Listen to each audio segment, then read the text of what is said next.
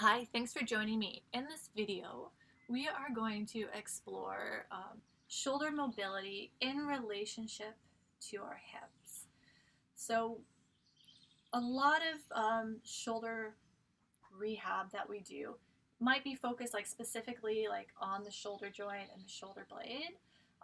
But in life, our movements are not just arms and not just hips. We have to think about how do our shoulders function in relationship to our rib cage, in relationship to our hips as well. So in this practice, we're going to focus on that relationship. So what you'll need is either the surface of a chair or a couch or a bench. So what we're going to do is we're going to start on our knees, keeping the knees about hip distance, and then bringing the forearms onto the surface of the piece of furniture that you're going to use.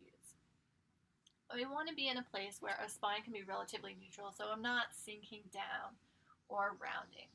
So if I were to come to standing, I'm just hinging from my hips and then bringing my forearms onto the piece of furniture. And we just do the best that we can given what we have. So the knees might need to be a little bit closer, a little bit farther apart. So you'll get to explore and see what feels the most natural and most comfortable for you. So let's orient ourselves. Arm bone comes into the shoulder socket here. We've got the shoulder blades on the back. Ribs, leg bone comes into the hip socket right around here. Okay. So now the movement, we're going to take the hips back. And so the movement is happening here, right? Flexion. And we're getting some extension here. So our shoulder blades need to be able to rotate on our back. And the arm bone needs to be able to move in the shoulder socket as the hips go back. We want to find a range where the spine stays neutral. So as you go back, if the back starts to sink down, then you've gone too far. So now you're no longer moving through the shoulder socket, you're moving through your back. And the same thing if the back rounds, then we're not moving through the arms and shoulders anymore, we're moving through the back. So you can kind of look at your hands. And this might be, if you can't really feel what's going on with your spine, if you can set up a video on your computer or do this where there's a mirror so you can actually have real-time feedback. Because right now I can see myself on my computer screen and I can see that my spine is staying neutral. And breathe with ease. If there's a strong pull through the shoulders, then you might go a little bit smaller with your movement. If you're holding your breath, you might go a little bit smaller or just pause and reconnect with your breath. Remember, less is more. These movements for the therapeutic applications don't need to be big. Right? We gain control and coordination through a smaller range, and that will bring us into a bigger range. So have fun exploring this one and see what you notice. And once you find you can move well here, you might try bringing the hands onto the floor and doing the same thing from a tabletop.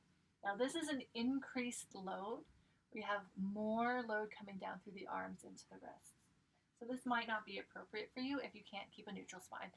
So if your back is rounded or you can't bear weight on your wrists, just stick with this one for now. Okay. If you can rest in kind of a neutral tabletop with ease, you can explore the same movement. So the hips are coming back. And you'll feel the weight coming out of the wrists and then coming back into the hands. And again, exploring, finding a range where the spine stays neutral, breathing with ease.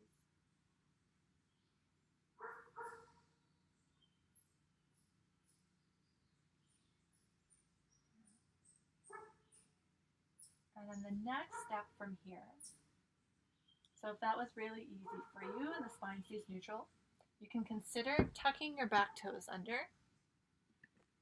I don't know if you can see that here. Oh yeah, tuck your back toes under. And then you might lift the knees. Okay, so actually even before you do that, as you move back, I also want you to notice what's happening with your abdomen. So you might be able to sense how your abdomen naturally tones as you move back without having to grip or brace the belly, right? It just happens, it's just responsive. So from here now, then you might lift your knees 1 inch off the floor. And this is going to increase load through the arms. It's going to be more challenging. And it's also going to require that the abdomen respond. So lifting the knees. And so maybe you're holding here. Maybe you can just feel the strength required through the arms. And you might just play here.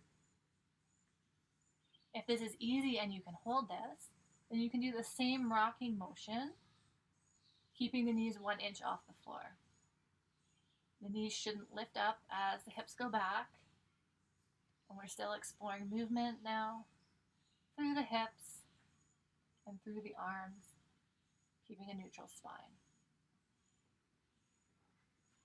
So 3 levels.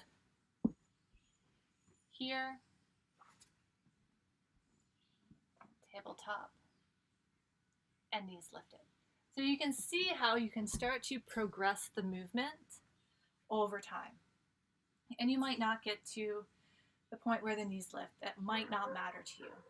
So have fun exploring.